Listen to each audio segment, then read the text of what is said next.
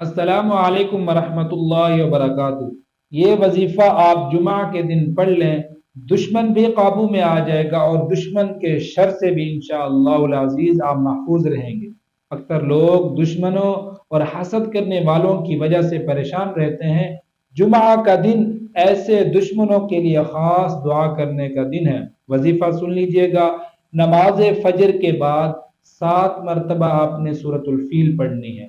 پھر اس کے بعد آپ اپنے دشمن کا تصور کریں اور اللہ تعالیٰ سے دعا کریں کہ اللہ، جس طرح تو نے اصحاب فیل کو ہلاک کیا، میرے دشمن کو بھی اسی طرح ناکام اور نامراد فرما۔